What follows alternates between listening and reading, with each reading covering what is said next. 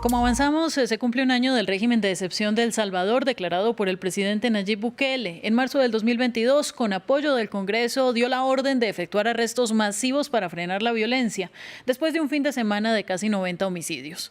En 2018, la tasa de este crimen estaba en 50,4 por cada 100.000 habitantes. Para este año, las autoridades prevén que estará en 2 por cada 100.000. Vamos al análisis con Zaira Navas, quien es especialista en seguridad y jefa del área de Estado de Derecho de la ONG Cristosal. Gracias, Zaira, por estar en Directo América. ¿Y por cuánto tiempo más puede mantener Bukele su estado de excepción? Ya ha sido renovado en múltiples ocasiones y llegamos hasta un año.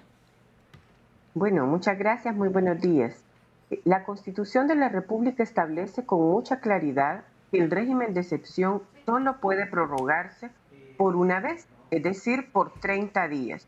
Sin embargo, hoy cumplimos un año del régimen de excepción. Esto implica una flagrante violación a la Constitución de la República, pero además hay otros elementos que obviamente violan la Constitución y esto se ha convertido en una medida de política pública permanente que implica ya no solo que hay un Estado, una situación que obliga a que el Estado adopte poderes de emergencia y que el Estado ponga un régimen de excepción, sino que esto se ha vuelto en una medida que permanentemente viola los derechos de la población, que tiene a miles de personas detenidas sin proceso. Hay que aclarar que de estas 65,000 personas que el gobierno anuncia haber detenido, ninguna de ellas ha sido llevada a juicio.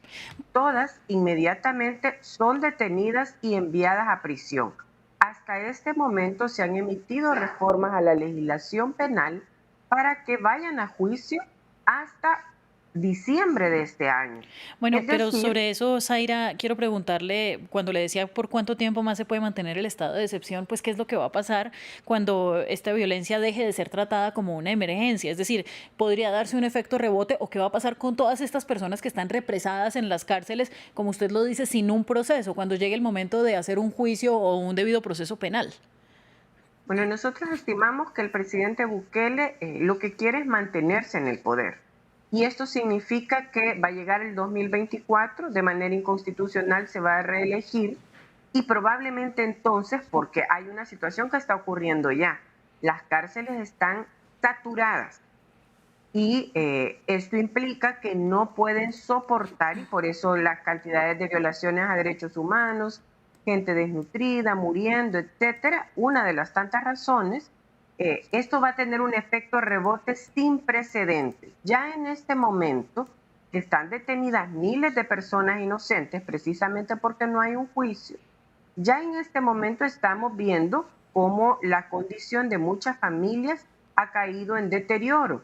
Pero además de eso, cuando estas personas salgan, personas que han sido torturadas, abusadas, detenidas injustamente, etcétera, porque en algún momento tienen que salir, estas personas no van a salir resocializadas ni reeducadas como establece la normativa penal en nuestro país o la normativa penitenciaria. Por el contrario, la cárcel es un ente criminógeno, es decir, va a haber más posibilidades de que estas personas adquieran hábitos criminales en condiciones en las que se encuentran.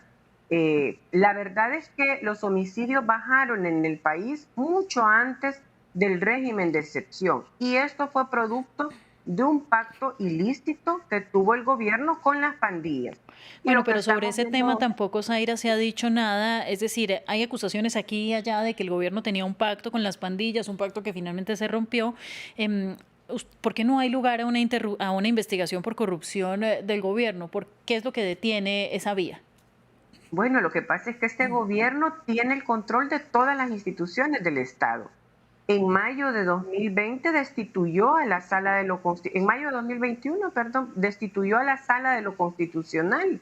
Nombró un nuevo fiscal general de la República. No hay quien lo investigue, pero sí se ha determinado esto. El Departamento de Estado de Estados Unidos ha señalado de manera muy concreta este tema y recientemente el fiscal del este de Nueva York ha procesado a varios miembros de la RANFLA nacional, es decir, de la jerarquía de esta estructura de la Mara MS y ha mencionado con claridad que esto ha servido o ha sido posible por una negociación entre el gobierno y esta estructura criminal. Es muy peligroso que vivamos en un Estado que presenta resultados a partir de una negociación ilegal y que mantiene detenidas a miles de personas.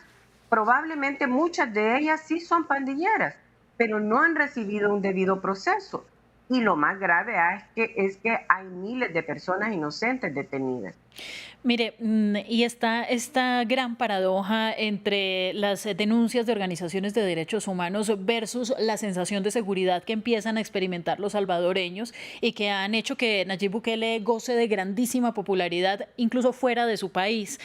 Pero ¿por qué no hay repercusiones a pesar de las denuncias que se han hecho? Es decir, ¿hay alguna forma o ustedes aspiran a que se active algún mecanismo internacional para que se investigue y se indague más dentro de estos estados de emergencia que se mantienen en renovación constante?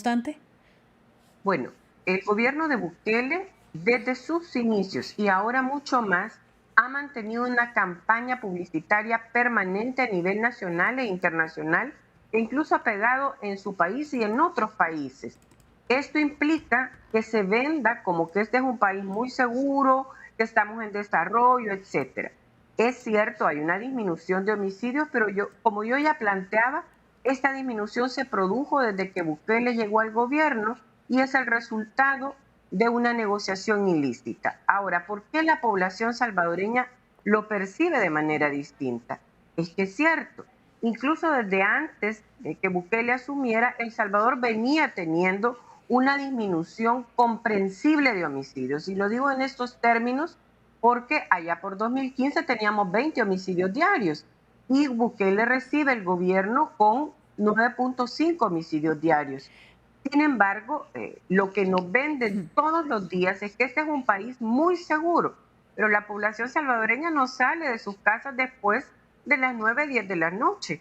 Pero la situación de robos, la situación de extorsiones no ha disminuido en el país. Zaira, Pero los mensajes publicitarios son tan fuertes que genera esta percepción de seguridad. mire, le agradezco, lamentablemente nos quedamos sin tiempo, especialista en seguridad, jefa del área de Estado de Derecho de la ONG Cristosal. Gracias a usted por su análisis y sus apreciaciones.